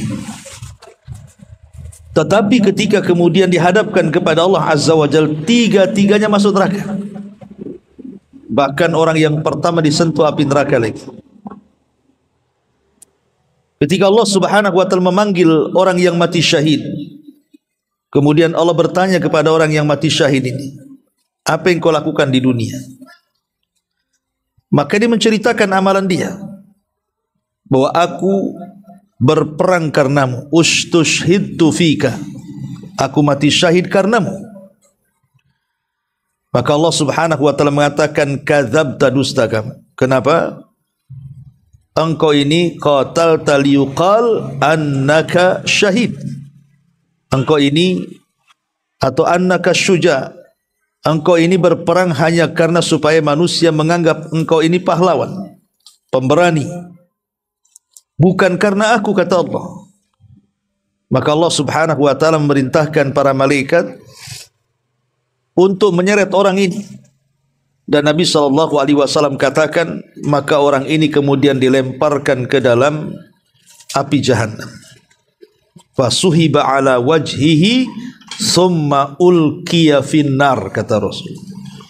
Maka diseret wajahnya kemudian dilemparkan ke dalam api neraka. Begitu juga orang yang sedekah ditanya. Dia mengatakan, aku sedekah karenamu, tapi Allah mengatakan kadzabta, dusta kamu. Begitu juga orang yang pakar Quran, dia mengatakan, aku membaca Quran karenamu, tapi Allah katakan kadzabta, dusta kamu. Engkau membaca Quran supaya orang menganggap kau qari, engkau bersedekah supaya engkau dianggap manusia dermawan, dan begitu seterusnya. Maka 3-tiganya fasuhiba ala wajhihi thumma ulqiya finnar. Seret wajahnya kemudian dilempar ke dalam api neraka. Maka dari sini kita tahu bahayanya amalan itu kalau dihinggapi riya. Makanya biasakan dalam beramal itu 2 perkara. Pertama, tanamkan keikhlasan kita kepada Allah. Yang kedua, kalau kita beramal itu cukuplah kita dengan Allah yang tahu. Maka kita bisa terhindar dari riya ini. Ini yang pertama. Kemudian yang kedua, di antara amalan-amalan yang bisa atau dosa-dosa yang bisa melemparkan kita ke dalam neraka adalah idzaul jiran, menyakiti tetangga. Menyakiti tetangga ini dosa yang sangat besar. Kadang-kadang kita tidak paham bahwa kita ini diberikan anugerah tetangga itu, kesempatan baik, bahwa tetangga itu bisa mengantarkan kita ke dalam sorga sebenarnya. Karena tetangga itu bisa menjadi jalan ke sorga, bisa juga menjadi jalan ke neraka. Tapi Islam mengatur hak-hak bertetangga. Makanya Jibril selalu menasihati Rasul agar terus menghargai tetangganya, sampai-sampai karena seringnya Jibril memberikan wasiat soal menghormati tetangga itu, seolah-olah tetangga menjadi ahli warisnya. Karena biasanya kita ini punya saudara yang dekat dengan kita, tapi rumahnya jauh-jauh. Terkadang kalau kita sakit, kalau ada kemalangan, kalau ada kecelakaan, tetangga pula yang pertama kali tahu. Makanya hak-hak bertetangga itu diatur dalam Islam. Dan tentu tetangga itu kan ada 3 macam. Ada tetangga yang memiliki 3 hak. Ada tetangga yang memiliki 2 hak, dan ada tetangga yang memiliki 1 hak saja. Kapan tetangga ketika memiliki 3 hak? Kalau dia bertetangga dengan kita dan dia seorang muslim plus dia kerabat kita. Berarti punya 3 hak dia. Pertama hak bertetangga, yang kedua hak seorang muslim, yang ketiga hak kerabat. Kalau kita punya tetangga, dia bukan kerabat tapi dia seorang muslim, berarti haknya cuma 2, hak bertetangga dan hak seorang muslim. Tapi kalau kita punya tetangga bukan kerabat, bukan muslim, dia non muslim, tetap dia punya hak, namanya hak bertetangga walaupun dia non muslim. Salah satunya wayamnaunal maun, jangan pelit ketika tetangga non muslim mungkin meminjam sesuatu dari perabot-perabot rumah kita. Mereka punya hak meminjam pisau, piring, gas atau apa namanya, atau pinjam motor dan begitu seterusnya. Jangan dilarang, ya, karena mereka punya hak. Lah di antara dosa yang melemparkan manusia ke dalam neraka itu adalah idzaul jiran, ketika kita menyakiti tetangga. Dan itu disebutkan dalam hadis Abi Hurairah radhiyallahu anhu. Ketika ada seseorang datang kepada Rasul dan mengatakan, "Ya Rasulullah, inna fulanatan taqumul laila wa tasumun nahar wa tasaddaqat bi fuduli amwaliha wa taf'alu walakin tu'dhi jiranaha bilisaniha."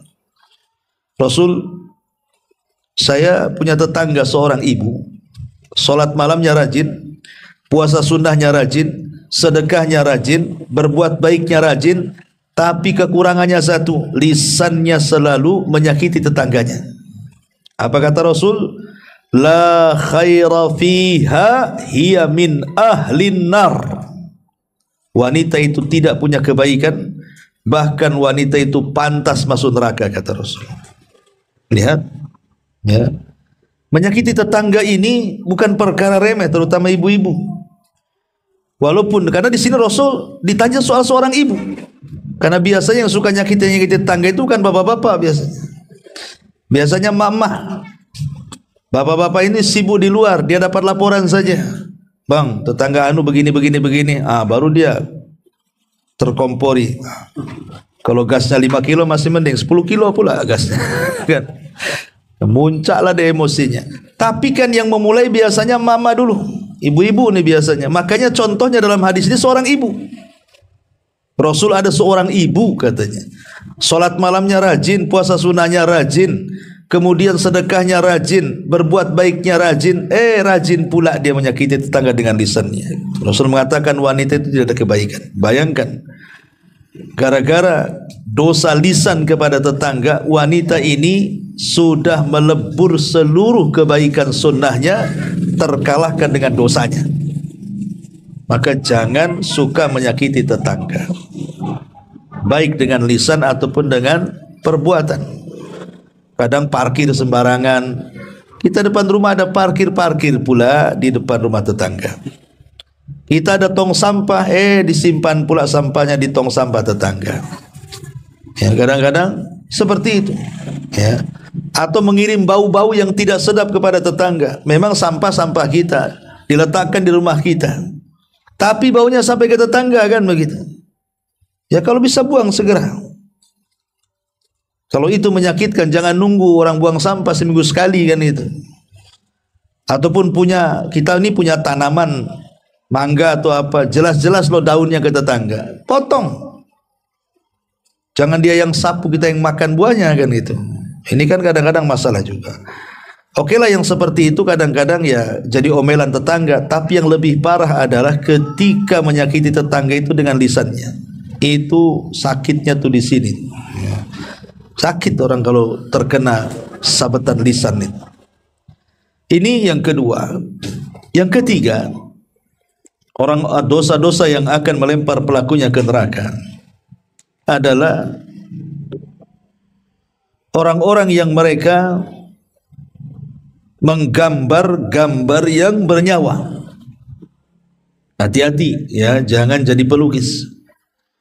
Kalau melukis boleh, tapi yang dilukis ya gunung, sungai, hutan, langit, bumi, pemandangan, silahkan.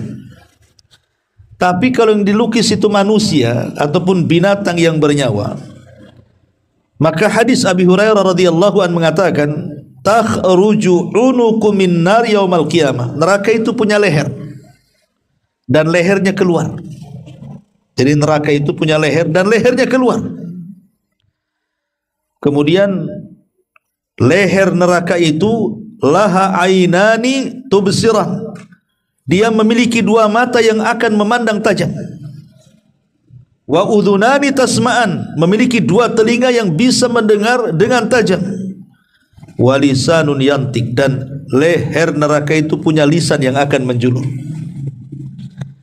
Kemudian leher neraka itu akan mengatakan, inni wukiltu bi thalathin, aku diperintahkan untuk menyambar 3 manusia.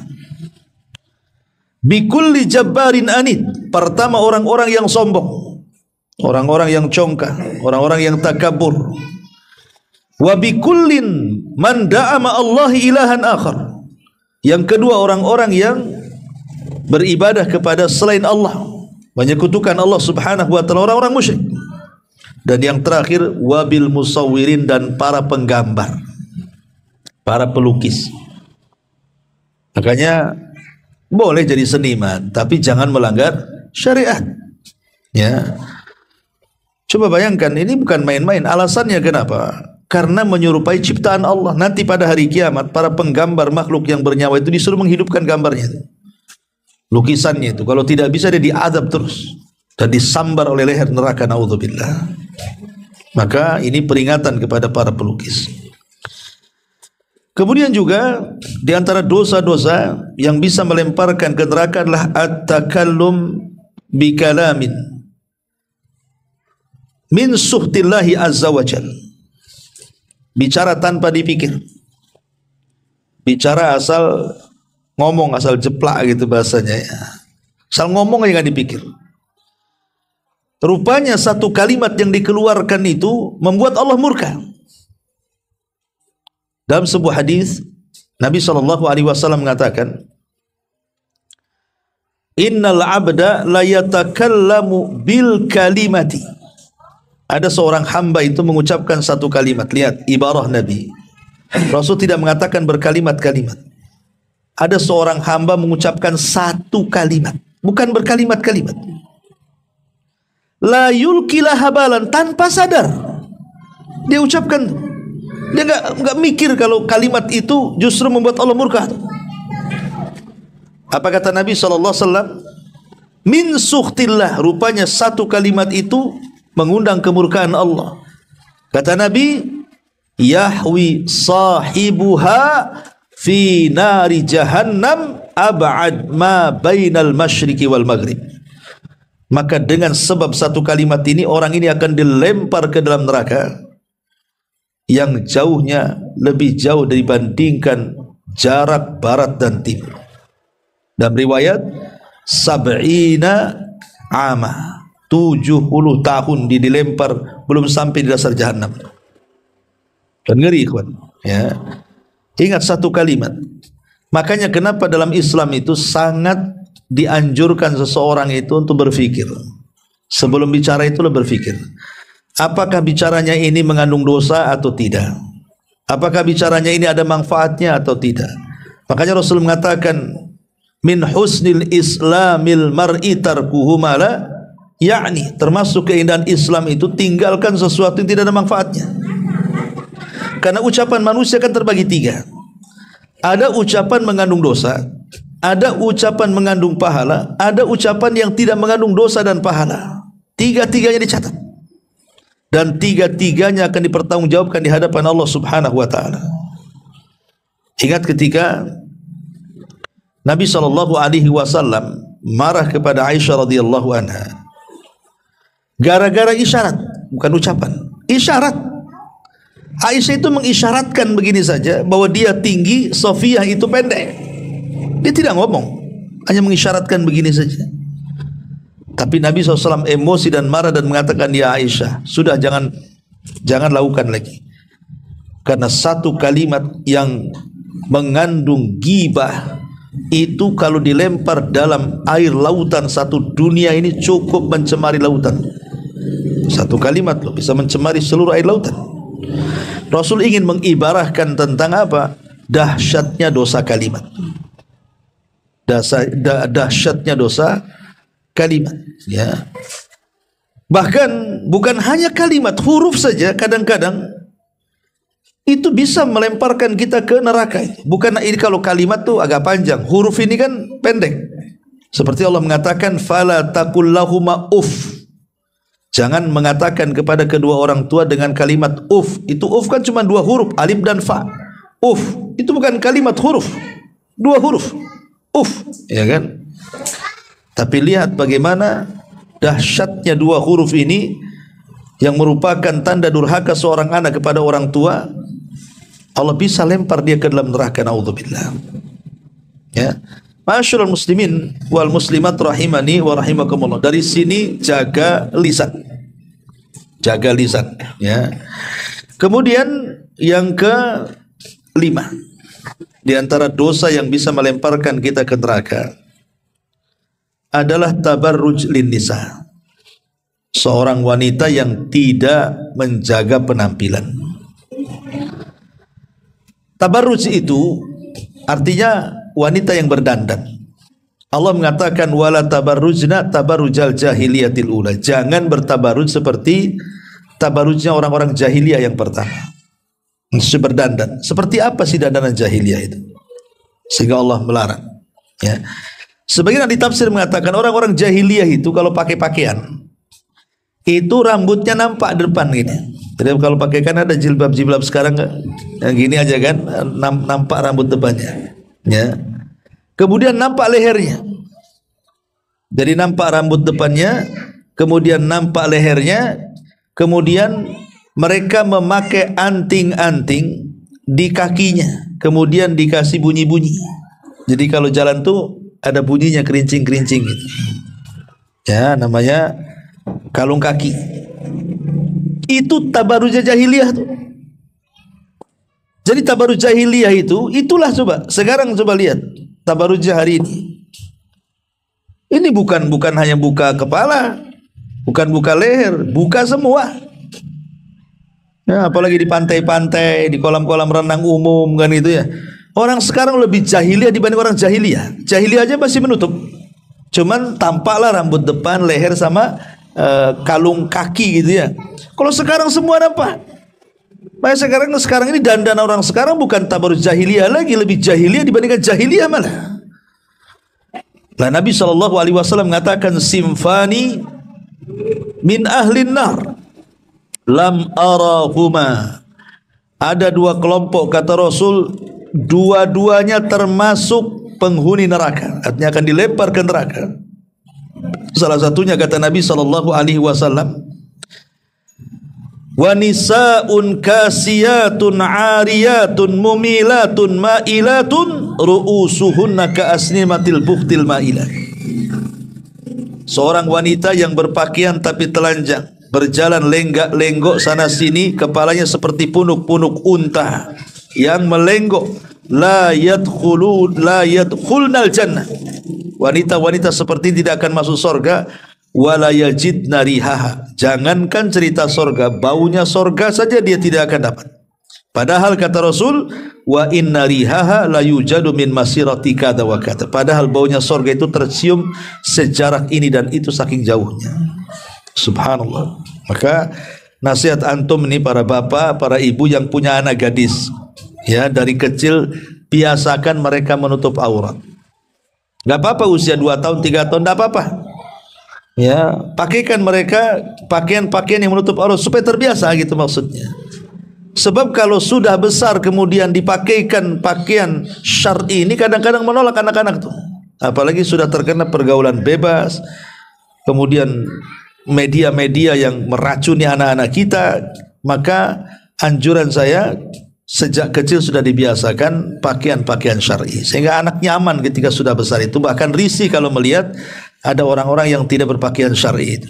Ya.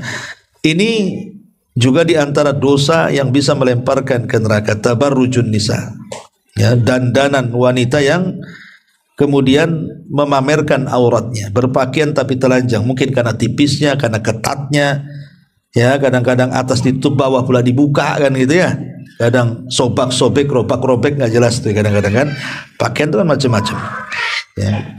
Kadang-kadang dari pabriknya bagus, sampai di rumah disobek pula.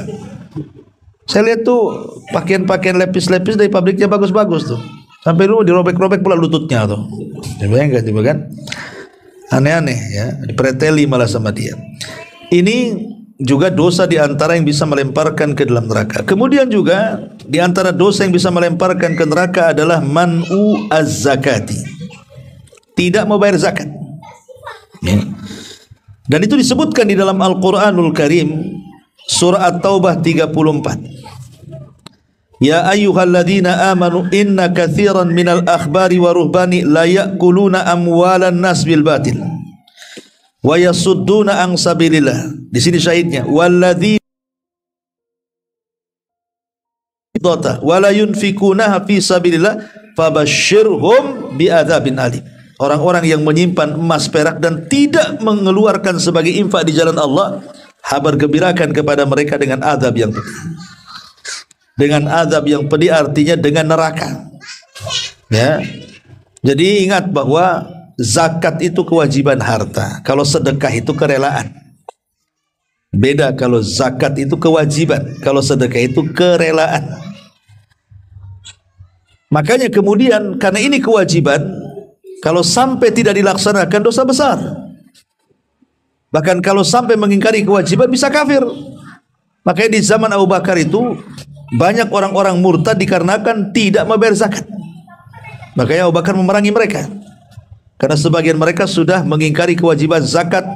Makanya Abu Bakar mengatakan, kalau mereka melaksanakan zakat di zaman Nabi, kok di zaman aku tidak, aku akan perangi mereka. Dan aku tidak akan bedakan orang yang meninggalkan sholat dengan meninggalkan zakat, katanya.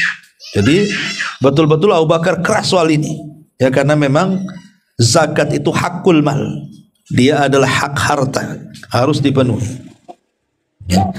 Ma'asyiral muslimin wal muslimat rahimani wa rahimakumullah, termasuk juga dosa-dosa yang bisa mengancam terlempar manusia ke dalam neraka adalah al-kadzibu 'ala nabi, berdusta atas nama Nabi. Hati-hati, sekarang ini bulan Sya'ban. Banyak orang yang tidak hati-hati ketika menyampaikan amalan-amalan nisfu Sya'ban, sehingga terkadang menyampaikan hadis-hadis maudhu, hadis-hadis palsu, karena tidak ada keutamaan bulan Sya'ban itu. Tidak ada keutamaan. Tidak seperti Rajab bulan hurum atau seperti Ramadan jelas bulan suci. Sya'ban itu tidak ada keutamaannya. Cuman Sya'ban ini bulan yang dilalaikan. Kita tidak menggunakan untuk ibadah sebagai mukadimah Ramadan, dilalaikan karena Ramadan sudah dekat, jadi pikirnya udahlah nanti aja ibadah di bulan Ramadan, kan gitu. Ya, memang ada riwayat-riwayat yang menunjukkan tentang keutamaan nisfu Sya'ban, tapi Allah mengatakan hadis-hadis seperti nisfu Sya'ban tidak ada yang sahih. Semua berkisar antara hadis-hadis maudhu, hadis palsu, hadis lemah atau tidak sahih. Ya, ada satu dua yang sahih, seperti yang disahihkan Syekh Albani rahimahullahu ta'ala, yang mengatakan Allah akan melihat hamba-hambanya di pertengahan bulan Sya'ban dan Allah akan mengampuni semua dosa-dosanya kecuali dua manusia, orang yang musyrik dan orang pendendam. Itu saja. Adapun selain yang menceritakan tentang hadis-hadis tentang adanya solat khusus di bulan nisfu Sya'ban dengan membaca surah Yasin atau apa namanya gitu ya. Ya, apa namanya, solat apa, solat Bara'ah atau solat Ulfah atau apa gitu, itu tidak ada hadisnya maudhu. Dan kalau kita sampai menyebarkan riwayat-riwayat maudhu, riwayat palsu, ini terancam dengan hadis Nabi. Apa kata Nabi sallallahu alaihi wasallam? Kata Nabi sallallahu alaihi wasallam, "Man kadzaba alayya muta'ammidan falyatabawa maq'adahu minan nar." Siapa yang berdusta atas namaku, silakan ambil tempat duduknya di neraka, kata Rasul. Jadi bukan main-main berdusta atas nama Nabi. Kecuali kalau kita jelaskan ketika membaca hadis, kita katakan hadis ini maudhu, enggak apa-apa. Tapi kalau tidak dijelaskan, nanti orang awam menyangka itu dari Nabi, padahal bukan dari Nabi, kan? Ini kan bahaya. Makanya kenapa kemudian banyak ajaran-ajaran yang tidak sesuai dengan ajaran Islam itu, karena kebanyakan hadis-hadis palsu menyebar di tengah-tengah masyarakat. Makanya penting dalam belajar agama itu juga belajar tentang kesahihan sebuah riwayat, supaya jelas yang diamalkan kita itu datang dari Rasul, bukan datang dari para pendusta hadis. Ma'asyiral muslimin yang dimuliakan Allah Azza wa Jalla, ini juga termasuk dosa yang bisa melemparkan ke dalam api neraka. Termasuk juga dosa yang akan melemparkan ke neraka adalah syurbul khamri. Orang yang gemar minum khamr. Ya, saudara-saudaranya narkoba, kokain atau apa gitu ya. Itu kurang lebih saja. Karena Nabi SAW mengatakan, kullu muskirin haramun. Inna 'ala Allahi ahdan liman yashrabal khamra an yuskiyahu min tinatil khabal. Qalu ya Rasulullah wa ma tinatul khabal? Qala irku ahlin nar au usaratu ahlin nar. Kata Nabi SAW, setiap yang memabukkan itu haram hukumnya. Dan Allah sudah menjanjikan kepada setiap yang minum khamar, kelak pada hari kiamat maka akan diminumkan dari tinatul khabal. Sahabat bertanya, apa tinatul khabal itu wahai Rasul? Maka Rasul mengatakan, itulah nanah, darah dan keringatnya penduduk neraka. Alhamdulillah. Ya. Dan anak-anak muda di zaman sekarang, subhanallah, itulah kalau tidak dibimbing dengan agama. Anak-anak masih kecil aja udah mabuk mereka. Masih SMP udah mabuk loh ya. Apalagi di Batam ini kan namanya minuman keras itu paling mudah dicari. Dijual di mana-mana kan itu. Kecil-kecil udah pandai mabuk. Gimana besarnya? Ya. Makanya perhatikan, kalau antum punya anak laki-laki, nah perhatikan, jangan sampai kemudian terkena pergaulan bebas, masuk pula dalam dunia narkoba, naudzubillah. Kemudian juga di antara dosa-dosa yang bisa melempar ke neraka adalah, kata para ulama, manidda'a ma laisa lahu, siapa yang mengaku-ngaku padahal dia bukan ahlinya. Kata Nabi SAW, laisa min rajulin idda'a li ghairi abi wa huwa ya'lamuhu illa kufr. Kata Nabi SAW, siapapun yang mengaku-ngaku, umpamanya dia ngaku nasab Nabi, padahal bukan sampai ke Nabi, tidak ada, menang tampang aja kayak macam orang Arab, ngaku-ngaku turunan Nabi, padahal sebenarnya tidak sampai kepada Nabi, itu bisa kekufuran. Ya, bisa jadi itu berupa kekufuran. Lah dalam riwayat, ketika Nabi SAW mengatakan masalah ini, apa kata Imam Nawawi rahimahullahu taala ketika melanjutkan hadisnya, ma laisa lahu fa laisa minna wal yatabawa maq'adahu minan nar, maka dia bukan termasuk umatku dan silakan ambil tempat duduk di neraka. Kata Imam Nawawi, wa fi hadzal hadis tahrimu da'wa ma laisa lahu fi kulli syai'in. Hadis ini menunjukkan haramnya seseorang mengaku-ngaku yang bukan ahlinya, yang bukan keluarganya, bukan nasabnya. Maka Rasul mengatakan silakan ambil tempat duduknya di neraka. Dan di akhir zaman ada fitnah, namanya fitnah sarrah ataupun fitnah duhaimah, yang mereka didatangkan kata Rasul dari keluargaku, padahal bukan dari ajaranku. Mereka mengambil sunnah yang bukan sunnahku, yang mengambil hidayah yang bukan hidayahku. Tapi mereka kemudian mengaku-ngaku mengklaim bahwa ini ajaran Nabi padahal bukan ajaran Nabi. Ini zuriyah Nabi padahal tidak sampai kepada Nabi. Makanya berat loh mengaku-ngaku. Dan kalaupun seandainya anda ini keturunan Nabi, lalu untuk apa sedikit-sedikit saya ini turunan ini, turunan, kan ria tuh. Nggak usah lah kan itu. Ya, kalaupun itu karena yang menjadikan zuriyah Nabi ini semakin dihargai, itu bukan karena turunannya, tapi karena amalannya. Inna akramakum indallahi atqakum. Sungguhnya yang paling mulia di antara kalian itu orang yang bertakwa, bukan karena nasabnya. Karena nasab itu tidak bisa mengejar amalannya. Kata Rasul, man batta'a bihi amaluhu lam yusri' bihi nasabu. Kalau lambat amalnya tidak mungkin dikejar nasabnya, kata Nabi. Oh, nasab itu loh mau menyelamatkan kita dari api neraka. Bahkan nanti pada hari kiamat tidak ada nasab lagi. Fala ansaba yauma idzin bainakum. Tidak ada nasab nanti pada hari kiamat itu. Terputus nasab itu. Yauma yafirul mar'u min akhi. Orang akan lari dari saudaranya. Wa ummihi wa abi, lari dari ibu bapanya. Wa sahibati wa bani, lari dari istri dan anak-anaknya. Likulli imri'in minhum yauma idzin sya'nun yughni. Masing-masing sibuk sendiri-sendiri. Lalu apa yang dibanggakan dengan nasab? Enggak menolong sama sekali. Ya. Ma'asyiral muslimin yang dimuliakan Allah Subhanahu wa taala. Termasuk juga qatlun nafsi, orang yang membunuh. Baik bunuh diri atau membunuh orang. Di zaman sekarang ikhwan, nyawa orang itu kayaknya tidak berharga. Ya kan? Urusan-urusan sepele aja kadang-kadang nyawa melayang. Urusan waris, saudara dengan saudara saling bunuh-bunuhan. Bahkan belum mati bapaknya dibunuhlah bapaknya supaya cepat dapat warisan. Ada juga yang seperti itu. Gara-gara perceraian loh, sudah cerai suami istri, istrinya nikah lagi, cemburu pula si mantan suaminya, dibunuh pula, kan begitu. Masalah faktor ekonomi, dibunuh. Kemudian anak lahir di luar nikah, dibunuh.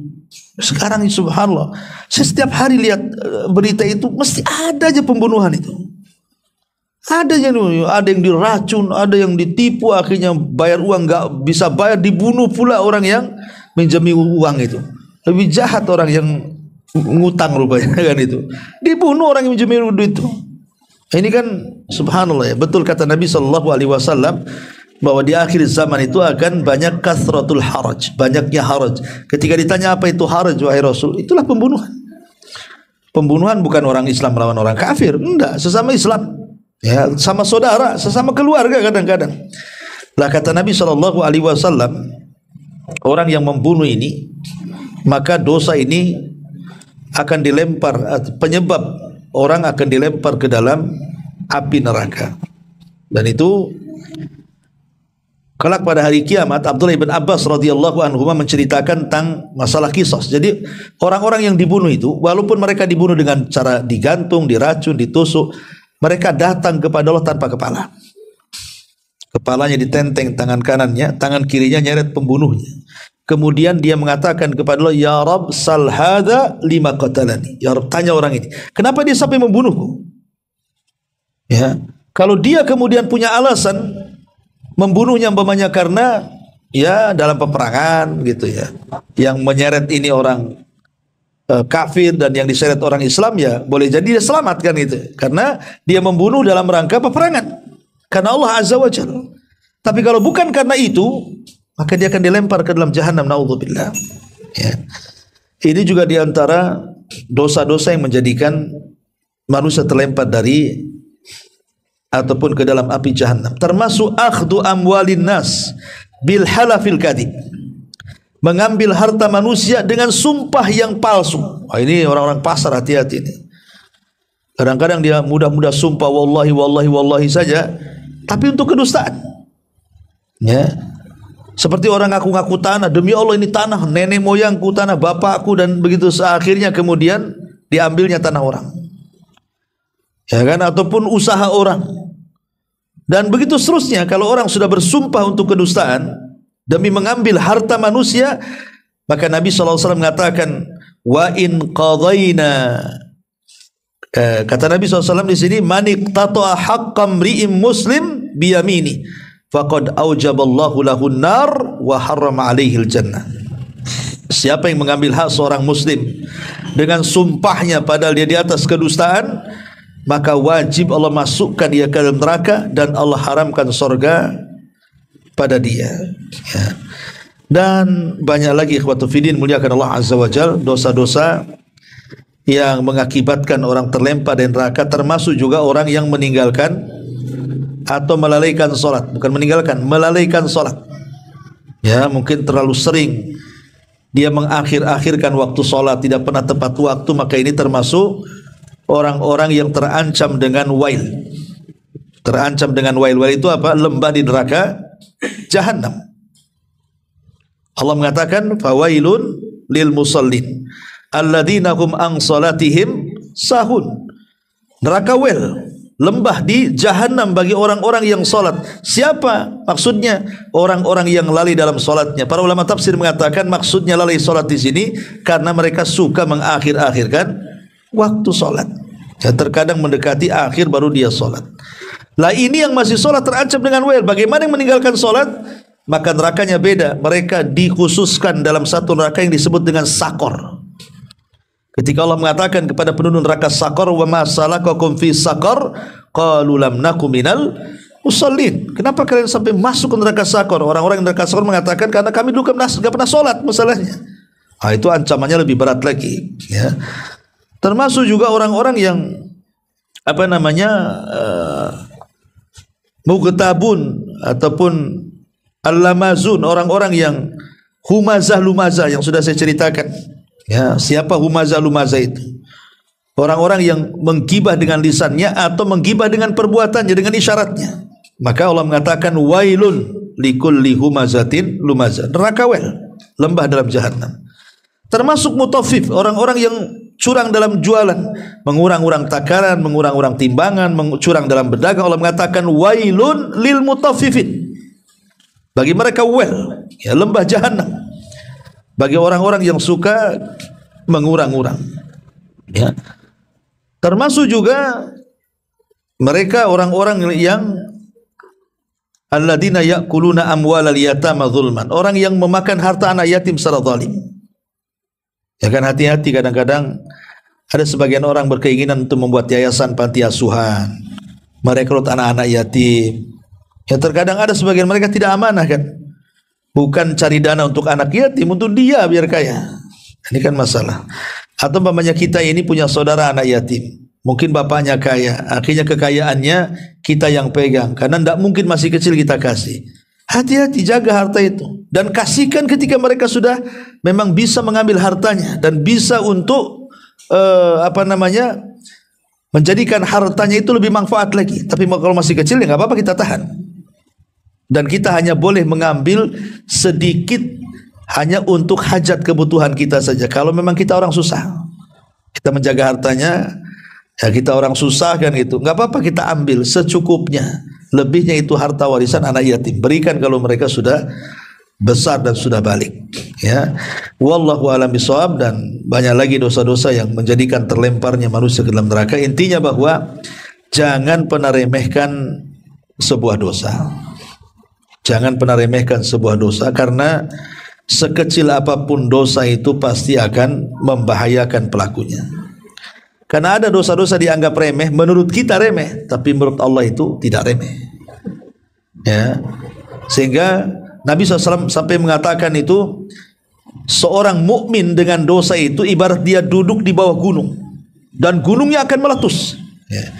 Coba apa sikap kita kalau kita ini duduk di bawah gunung, gunungnya akan meletus, pasti kita akan kabur, menyelamatkan diri. Tapi orang fajir dengan dosanya seperti dia mengusir lalat di hidungnya, ditepak pergi datang lagi, ditepak pergi datang lagi, tobatnya sebentar, buat dosanya sering. Nah, gitu maksudnya orang fajir itu. Ya. Intinya bahwa hindari. Bahkan jangan terkecoh juga. Terkadang ada yang sifatnya taat justru memasukkan ke dalam neraka. Seperti yang tadi di awal-awal kan, riya. Ya kan? Kita ini sholat, kok bisa masuk neraka? Ya karena sholatnya riya. Kita ini zakat, kita ini sedekah, harus masuk surga, kok masuk neraka? Ya karena zakat dan sedekahnya riya gitu.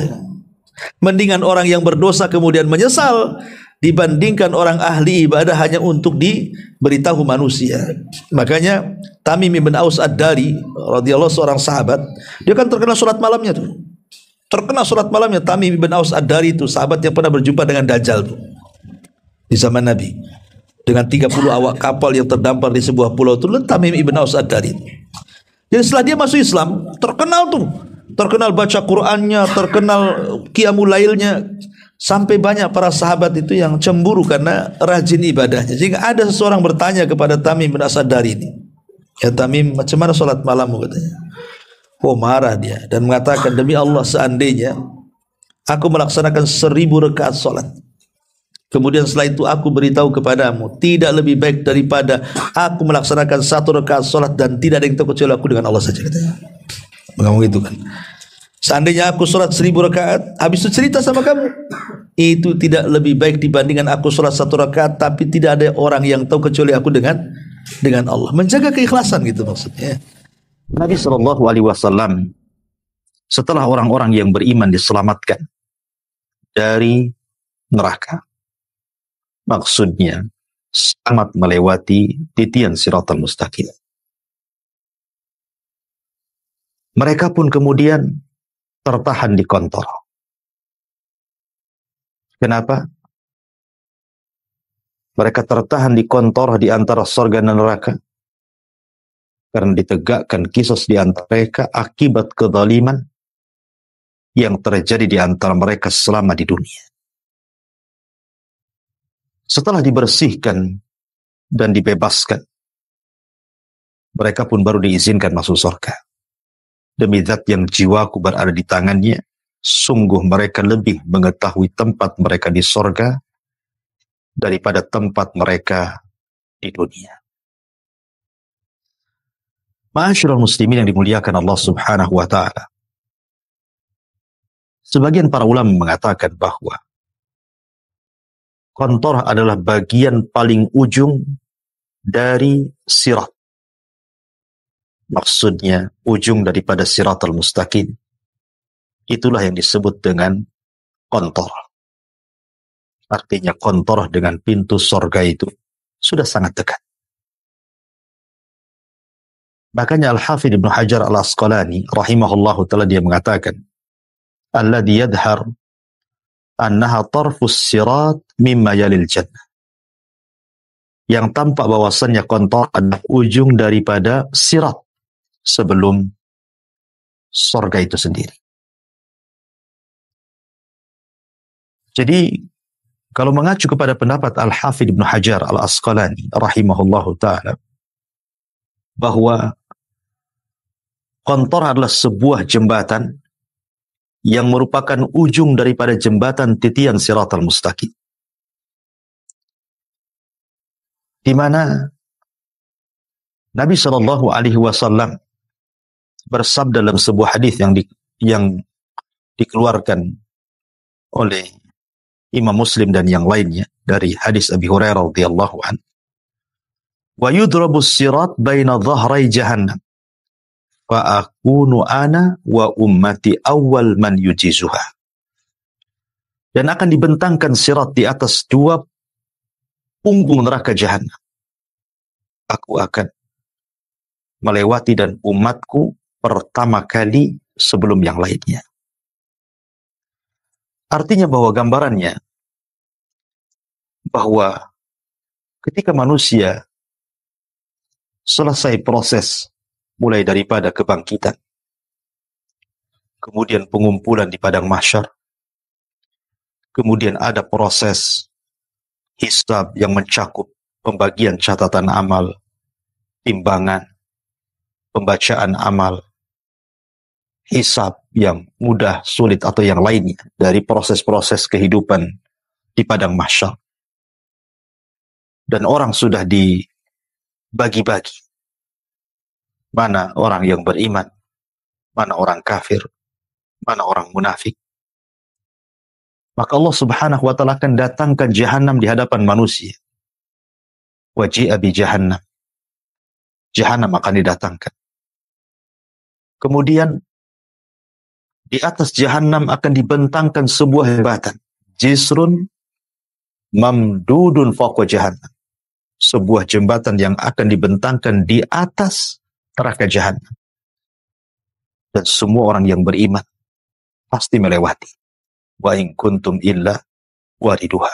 Kalian pasti melewati titian itu. Ada yang kemudian mereka melewati titian itu sebagaimana sabda Nabi Shallallahu Alaihi Wasallam seperti kilat. Ada di antara mereka yang melewati titian itu seperti angin. Ada yang melewati seperti burung. Ada yang berlari kencang dengan kuda balap. Dan begitu seterusnya. Walaupun secara logika, kalau kita melihat riwayat-riwayat kemudian kita simpulkan bahwa bentuk jembatan itu tidak mungkin dilewati. Dia licin, bergerak-gerak menggelincirkan, lebih halus dibandingkan rambut, lebih tajam dibandingkan pedang. Kemudian ada besi-besi pengait yang akan menyambar ke sana kemari. Secara logika mustahil orang bisa menyeberangi titian itu. Tetapi kuasa Allah Subhanahu wa taala, Allah bisa menyeberangkan orang-orang yang beriman. Allah bisa menyeberangkan orang-orang dengan mudahnya sesuai dengan amal soleh mereka. Tetapi ada juga yang mereka merangkak-rangkak diselamatkan. Tapi ada juga yang merangkak-rangkak kemudian dijerumuskan ke dalam jahanam, naudzubillah. Ketika manusia sudah susah payah melewati titian siratal mustaqim, kemudian sampai di ujung titian, itulah yang disebut dengan kontorah yang kita bahas. Di kontorah ini, manusia bukan berarti tinggal melangkahkan kakinya ke sorga, tidak. Ada proses yang disebut dengan kisos. Dan sudah saya katakan kisos itu terjadi di dua tempat. Sebelum titian dan setelah titian. Adapun sebelum titian, ini kisos yang berlaku kepada binatang. Kisos yang berlaku kepada orang kafir kepada orang kafir. Orang yang beriman kepada orang kafir. Orang kafir kepada yang beriman. Dan begitu seterusnya. Tetapi tempat yang kedua di kontorah ini, kisos hanya berlaku bagi orang-orang yang beriman saja. Kenapa? Karena hikmahnya supaya ketika Allah masukkan manusia ke dalam sorga, tidak ada lagi dalam hati mereka perasaan dendam. Karena sudah keadilan yang mereka cari selama ini, Allah kabulkan di kontorah itu. Makanya Allah Subhanahu wa ta'ala berfirman dalam Al-Quranul Karim, wa naza'na ma fi sudurihim min qilin ikhwan. Kami cabut perasaan dendam dalam hati-hati mereka ketika mereka masuk ke dalam surga. Sehingga betul-betul ketika mereka masuk ke dalam surga, mereka di atas kenikmatan, di atas ketenangan, di atas keselamatan hati. Tidak dengki dengan orang, tidak dendam dengan orang, tidak bermusuhan dengan orang, dan tidak menanamkan perasaan kedengkian kepada orang. Dia akan hidup senang. Karena orang yang hatinya lapang, maka dia akan mendapatkan kebahagiaan yang sesungguhnya. Dan itulah surga. Makanya kenapa Allah katakan, al-yawma la yanfa'u malun wala banun illa man atallaha biqalbin salim. Pada hari itu, tidak akan menyelamatkan mereka harta mereka. Tidak akan menyelamatkan mereka anak-anak mereka. Tapi yang akan menyelamatkan mereka, kata Allah, yang datang kepada Allah dengan membawa hati yang selamat. Subhanallah, bahasa Quran. Allah tidak katakan pada hari itu harta dan anak mereka tidak akan bermanfaat kecuali orang yang mendatangkan kepada Allah dengan pahala salat, pahala puasa, pahala zakat. Allah tidak katakan seperti itu. Tapi Allah katakan, illa man atallaha biqalbin salim. Kecuali orang yang datang kepada Allah membawa hati yang selamat. Bukan membawa pahala, tapi hati yang selamat. Kenapa? Karena pahala rata-rata manusia sudah habis ketika terjadi kisos di kontorah ini. Kata Nabi SAW, tahukah kamu siapa orang yang bangkrut di antara umat ini? Sahabat mengatakan, ya, orang yang bangkrut, orang yang tidak punya dirham, orang yang tidak punya dinar. Maka Rasul mengatakan, salah, bukan itu. Tapi orang yang bangkrut adalah orang yang datang menghadap Allah Subhanahu wa ta'ala. Satu sisi dia membawa pahala salat, pahala puasa, pahala zakat. Tapi satu sisi dia pernah mendolimi si fulan. Pernah memukul si fulan. Mencaci maki si fulan. Menumpahkan darah si fulan. Mengambil harta si fulan. Ketika kemudian orang-orang yang didoliminya, mereka mendatangi orang-orang yang mendoliminya di kantor, maka mereka mengatakan, hei fulan, engkau dulu mendolimi diriku. Sekarang kembalikan pahalamu untukmu. Maka dia pun akan berikan pahalanya. Setiap ada orang yang didoliminya, diserahkan pahala kepada dia. Diserahkan pahala kepada dia. Sehingga sudah habis pahalanya, sementara orang yang didoliminya belum habis. Maka orang-orang yang tidak mendapatkan pahala dari kezalimannya, maka orang-orang ini akan mengatakan, tidak apa-apa, kau tidak serahkan pahalamu kepada aku, karena kau tidak memiliki pahala. Tetapi aku akan serahkan dosaku kepadamu. Pahalanya hilang, dosa orang lain dia tanggung. Artinya kebanyakan manusia di kontor ini, mereka akan bangkrut. Ya. Makanya Al-Quran mengatakan, illa man atallaha biqalbin salim. Kecuali orang yang datang kepada Allah dengan membawa hati yang selamat. Karena kebanyakan amal mereka habis di kantor.